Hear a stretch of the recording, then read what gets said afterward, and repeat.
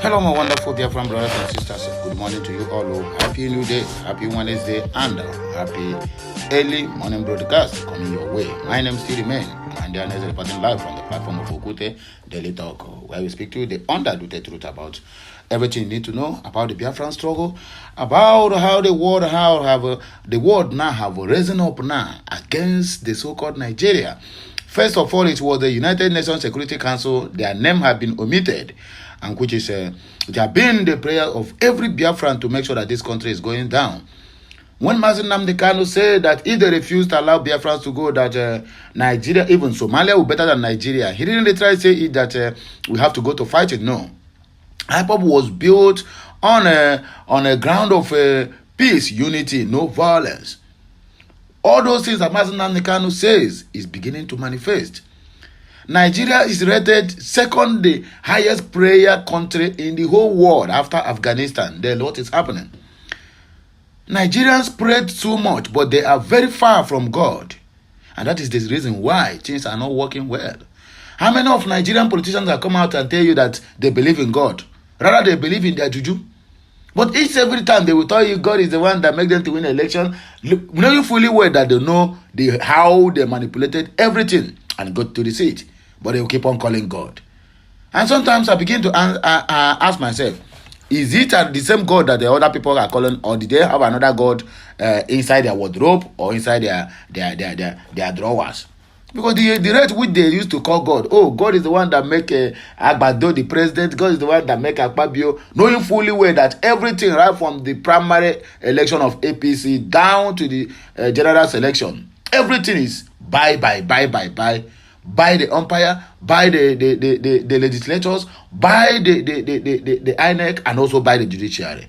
But they will still come out and tell you, God is the one that put us in there. Anyway, make gonna see what thing happen now. Nigeria is gradually going down. Not even gradually, they are suffocating as I'm talking to you right now. Now another ranking have come that Nigeria have been ranked among countries with high persecution of Christians in 2023. Look at what happened in Southern Kaduna. Mazi Nnamdi Kanu once said this. He said that Nigeria can never be the same if they fail to allow Biafrans to go. Nigeria, that Somalia will be better than Nigeria literally, is not like fighting or carrying guns. But if I may ask, is Nigerians not fighting war within themselves? Nobody ever asks again, how about the Niger Republic and the Gabon that do coup d'etat? How can you want to go to fight another country where we say the own fight, the main original fight is in your country, and you want to go to fight, invade another country? That is why Agbado rested. Anyway, my people, let us go straight to the reason why we are here this morning. Like, share, comment, and make sure you subscribe to my channel for more interesting videos coming your way. If this is the first time of hearing my voice or tuning on to my channel, you are welcome, and I encourage you to subscribe because this is where things are happening. We don't propaganda. Every of the news you hear from my platform is direct from the original source. No propaganda and no lies. In another development, this one is a very sad story. Our able entertainer will be Mr. Ibu leg having amputated after undergoing 7 surgeries. It is very painful. Nigeria judiciary is no longer hope of a common man or last hope of a common man, according to Chidi Odinkalo professor. Let us read in between the lines. No time to tell time. The International Christian Concern will be ICC 2020 report has placed Nigeria among countries with high levels of Christian persecution, despite lacking the country of particular concern designation by the U.S. Department of State. The report paints a disturbing picture of the challenges that Christians in Nigeria face, suggesting that it might be one of the most dangerous places for Christians globally. According to the report, Nigeria is arguably the most dangerous place to be a Christian in the world of today. Under the hearing, the ICC report outlines a total of 55 attacks in Nigeria, resulting in the tragic loss of 549 Christians' lives over a 4-month period from March to July.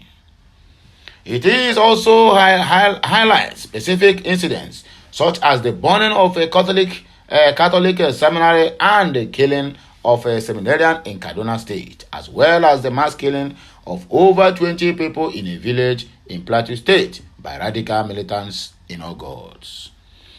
A significant part of this persecution is attributed to terrorist groups like Boko Haram, which has been responsible for more than 38,000 deaths over the past 12 good years, and the enforcement of the Sharia law in 12 northern Nigerian states. Well, let me correct this impression that 8,000 deaths over the past 12 years is a typical lie. Lie from the pit of hell. Millions of people have died in Nigeria for the... What is a million? Yes, millions of people have died in Nigeria for the past 12 good years.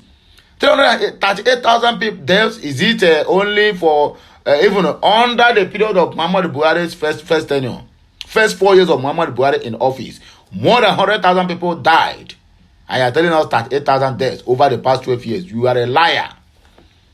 People who concocted these lies deserve to go to hell, and they even deserve to be sent ablaze. The report unequivocally states whether the world acknowledges the plight of Nigerian Christians or not, the country has become a burial ground for Christians alone. Apart from Nigeria, the ICC report identified 9 other countries as oppressive towards Christians. These nations include North Korea, India, Iran, China, Pakistan, Eritrea, Algeria, Indonesia, and Azerbaijan. The report highlights patterns of religious oppression, forced labor, violence, and severe legal restrictions within these countries. The ICC report also singles out 6 entities, including the Allied Democratic Forces and Al-Shabaab, as some of the most significant oppressors of religious freedom and minority rights. Moreover, the report identifies 5 individual actors such as Kim Jong-un of North Korea, Xi Jinping of China, as some of the worst perpetrators of religious persecutions on a global scale. Despite the grave conditions depicted in the report, Nigeria has not yet received a country of particular concern designation from the U.S. Department of State. The report emphasizes the urgent need for international attention and action to address the widespread persecution of Christians, not only in Nigeria, but also in the other nations mentioned. Nigeria is a country torn by violence, from large organized terror groups to small disconnected communal militias. The violence in Nigeria is endemic, the report has concluded. Our able entertainer, the comedian, icon, and Nollywood star, Mr. John Ibu Okafor, or Mr. John Okafor, popularly known as Mr. Ibu, leg have been amputated after several surgeries being conducted on him. Veteran Nollywood comic actor John Okafor, popularly known as Mr. Ibu, has suffered a big loss following the amputation of one of his legs. The actor's daughter, on behalf of the Okafor family, made this known in a post on her father's Instagram page on Monday, Nigeria News reports. She stated that the actor underwent 7 successful surgeries, but one of his legs had to be amputated to keep him alive and aid his recovery process. The actor's daughter, however, appreciated everyone who has come through for her daddy, who underwent 7 surgeries to keep him to stay alive. The post reads, "We want to appreciate everyone that has come through for our dad, saying we are grateful. It's an understatement. Only the good Lord can thank you all enough for every help you have rendered to our father." As of 1 p.m. noon, Daddy has gone through 7 successful surgeries, but to keep him alive and increase his chances of recovery, one of his legs had to be amputated. This development has been hard on us all, but we have had to accept it as daddy's new reality to keep him alive.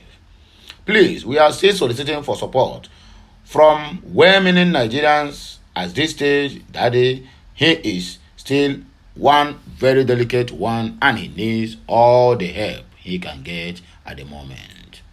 Thank you everyone. The Okaf family is grateful and we don't take you for granted. In due time, Daddy will personally acknowledge everyone who supported during this period as soon as he is stable. Nigeria judiciary is no longer the last hope of a common man, according to Professor Chidi Odinkalo. The former chairman of the National Human Rights Commission, Chidi Odinkalo, has said the country's judiciary can no longer be described as the hope of a common man.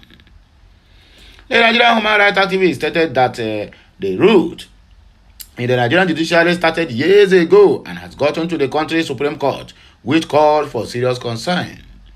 Odinkalo stressed corruption in the judiciary is very bad, giving a recent speech by retired Justice of the Apex Court, Datijo Mohammed. Well, sometimes if I begin to wonder, all these people now, when they want to retire, you speak out. But when you are in office, you cannot speak out, right?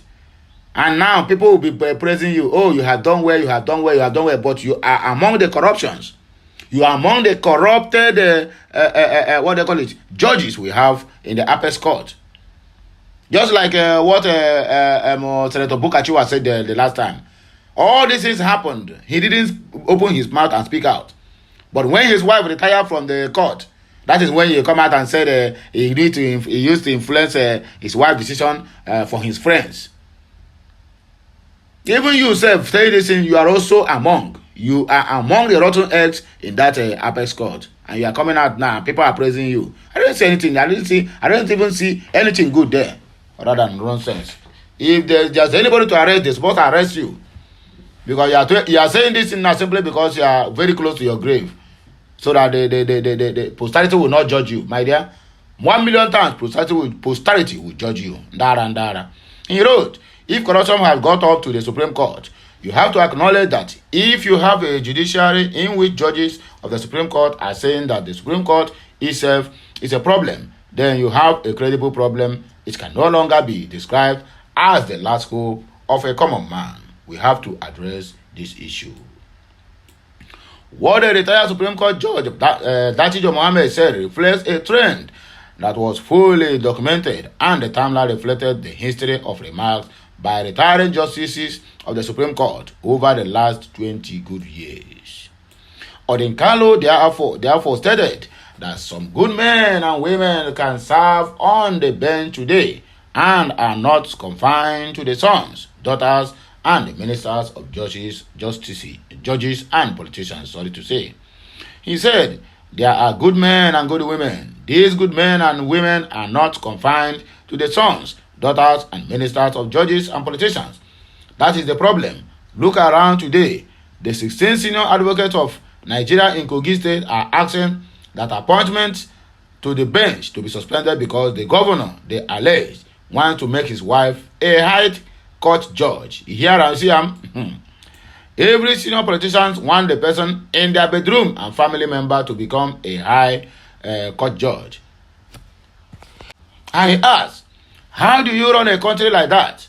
Honest people don't even get a chance to be considered.